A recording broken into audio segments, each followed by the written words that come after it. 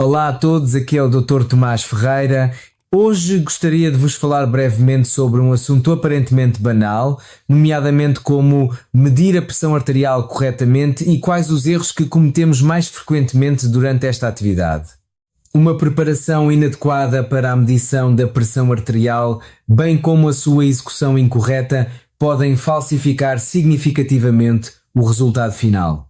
Acredito que o conhecimento adquirido sobre este tema permitirá pelo menos a alguns de vós poupar um pouco de stress e nervos, porque cometer erros básicos resulta normalmente na obtenção de uma pressão arterial demasiado elevada, ou seja, na realidade podemos ter uma pressão normal, mas devido a uma má medição ela será subestimada e poderá indicar hipertensão. Neste episódio também explicarei o que significa o resultado obtido. Convido-vos a assistir. Um dos erros básicos cometidos durante a medição da pressão arterial é a postura corporal incorreta. Para que a medição da pressão decorra corretamente, devem sentar-se com as costas direitas e apoiadas. O ideal é utilizar uma cadeira normal para este fim. Muitas vezes deparei-me com a situação em que a medição da pressão era feita, por exemplo, sentado num sofá, e não considero isso uma boa solução. Umas costas ligeiramente curvadas ou sem apoio podem dar um resultado superior em até uma dúzia de unidades no que diz respeito à pressão sistólica. Além disso, vale a pena lembrar que os pés devem estar totalmente apoiados no chão e as pernas não devem estar cruzadas. Neste ponto, acrescento também que cruzar as pernas pode fazer com que a pressão arterial sistólica seja de 5 a 8 unidades mais alta e a pressão diastólica de 3 a 5 unidades mais alta. Para garantir uma medição fiável, o braço deve apoiar-se numa superfície plana, como por exemplo numa mesa. O resultado da pressão arterial também é influenciado por termos ou não esvaziado a bexiga antes da medição. Presume-se que ter a bexiga cheia pode resultar numa leitura incorreta da pressão que aumentará em até uma dúzia de unidades. Por conseguinte, é aconselhável ir à casa de banho antes da medição para esvaziar a bexiga. Um erro bastante comum que pode dar um resultado falsificado é segurar o braço a uma altura inadequada durante a medição. Lembremos-nos de que o braço deve repousar ao nível do coração, ou mais precisamente o centro da braçadeira deve estar posicionado ao nível do átrio direito, ou seja, no ponto central do externo. Se o braço estiver abaixo do nível do átrio direito, a leitura da pressão será subestimada. Já agora acrescento que se utilizarmos um tensiómetro de pulso-pulso, também deve estar à altura do coração durante a leitura. Além disso, deve salientar-se que o braço deve estar apoiado, caso contrário, tensionamos inconscientemente os músculos para manter o braço na posição fixa e isso leva a um aumento da pressão arterial. Como se sabe, o resultado da pressão arterial obtido é influenciado por muitos fatores diferentes e infelizmente esquecemos frequentemente disso quando nos preparamos para medir a pressão. Embora um número relativamente grande de pessoas tenha consciência de que não se deve consumir bebidas com cafeína antes da medição, acontece com bastante frequência que não temos cuidado com o fumo de cigarros e tal atividade pode perturbar o nosso resultado. Assim, se planeamos medir a nossa pressão, façamos uma pausa de pelo menos 30 minutos no consumo de bebidas com cafeína, bebidas alcoólicas e no fumo de cigarros. Além disso, lembremos-nos de que durante este tempo também não devemos realizar várias atividades físicas. Também é aconselhável não consumir refeições meia hora antes da medição. Além disso, efetuamos as medições antes de tomar os medicamentos. Um erro relativamente comum é também o facto de não mantermos a calma durante a medição. Refiro-me principalmente ao facto de, por vezes, conversarmos com uma pessoa que se encontra na mesma divisão ou falarmos ao telefone e isso afeta significativamente a precisão da medição. Em geral, também recomendo que depois de adotarem a posição sentada correta, esperem de 3 a 5 minutos sem falar e sem se mexerem antes de efetuarem a primeira medição. Outro erro cometido ao medir a pressão arterial de forma independente é fazermos essa medição apenas uma vez num determinado momento. Nesse caso, obtemos apenas um resultado E na verdade ele diz-nos pouco, porque não temos a certeza absoluta de que a medição decorreu corretamente. Por isso recomendo sempre que meçam a vossa pressão 3 vezes. Também é importante fazer um intervalo de cerca de 2 minutos entre cada medição. Graças a 3 medições teremos 3 resultados à nossa disposição.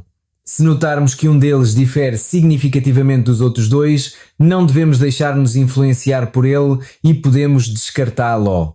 Por sua vez, a partir das medições que são próximas umas das outras, podemos calcular a média e considerar LEE como o resultado final. Antes de prosseguir, transmito mais conhecimentos semelhantes no meu Diário de Saúde Matinal, por isso gostaria agora de vos convidar brevemente a subscrever LEO. O diário, que é uma newsletter gratuita por e-mail, escrevo e envio de segunda a sexta-feira às 6 da manhã, pelo que é uma forma de começar o dia com conhecimentos interessantes sobre métodos para uma saúde melhor. Escrevo cada diário de forma simples e breve para que seja uma leitura rápida e leve para acompanhar o vosso café ou chá matinal. Para subscrever o diário, visitem www.ora.de/Thomas.pt Diário. O campo de inscrição encontra-se debaixo da seta verde. Convido-vos cordialmente. E agora volto ao tema. Sei que muitas pessoas controlam a sua pressão arterial diariamente.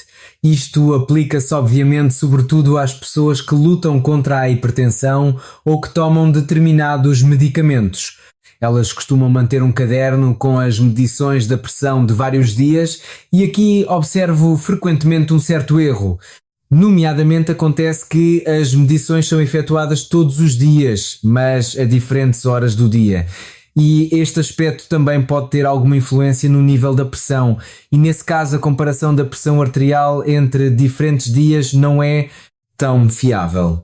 Por isso recomendo que meçam a pressão arterial a horas certas. Por exemplo, fazemos a medição de manhã às 9 horas e à noite às 20 horas e mantemos esta regra todos os dias. Se falamos de tensiómetros de braçadeira, um erro significativo é usar um dispositivo com um tamanho de braçadeira inadequado.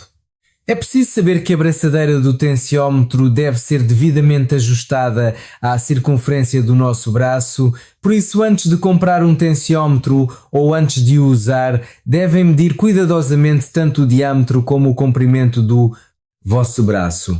Acrescento aqui que a escolha do tamanho adequado da braçadeira é particularmente importante nos idosos e não apenas porque, como já referi, o tamanho incorreto pode dar um resultado falso.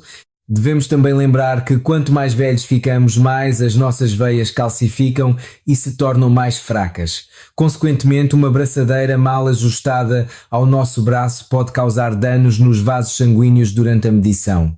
Como seria de esperar, o resultado da pressão arterial obtido também é influenciado pela forma como a braçadeira é colocada no braço. Nem todos prestam atenção a isto, o que muitas vezes leva a erros durante a medição.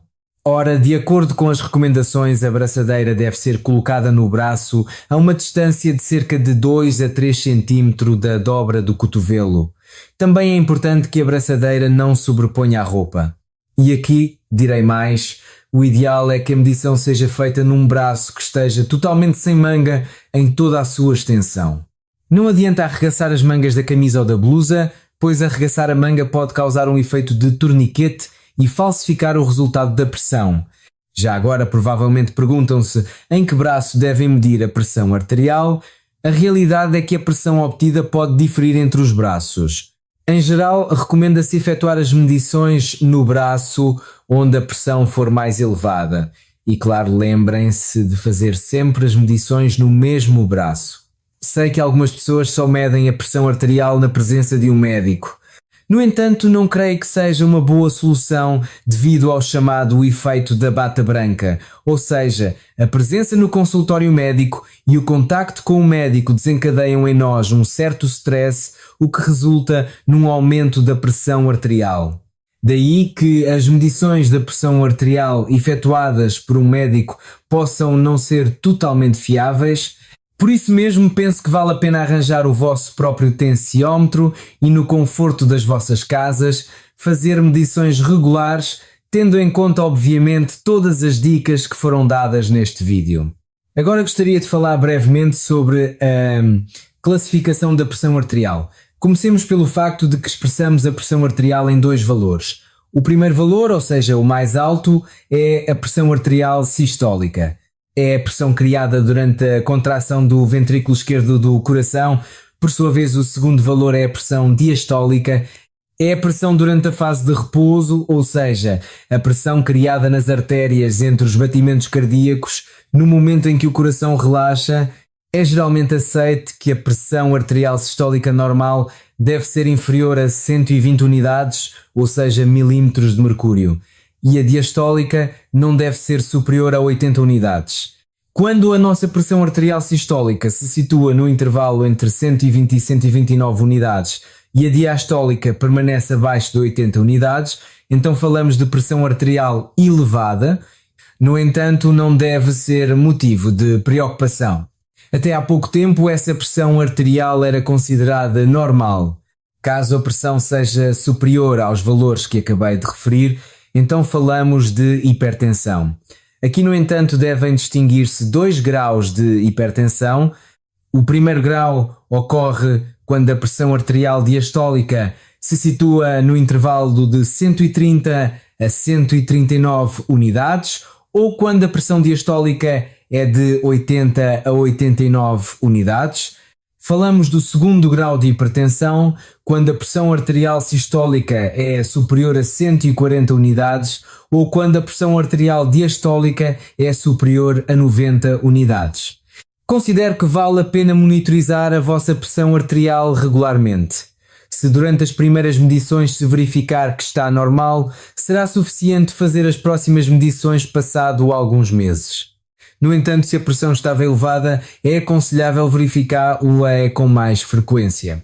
Isto permitirá controlar o nosso estado de saúde, bem como avaliar a eficácia das alterações introduzidas com o objetivo de reduzir a pressão arterial.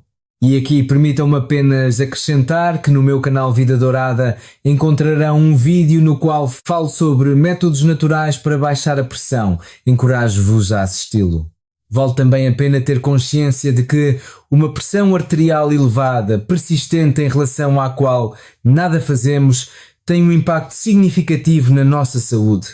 Pode ser a causa do desenvolvimento de aterosclerose e insuficiência cardíaca, bem como da ocorrência de um ataque cardíaco e de um AVC.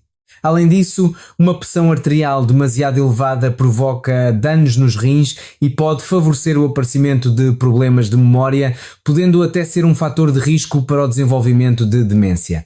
Acreditem em mim que medidas preventivas tão simples como a medição regular da pressão arterial podem realmente poupar-nos muito stress e motivos de preocupação no futuro, por isso encorajo-vos ao autocontrolo.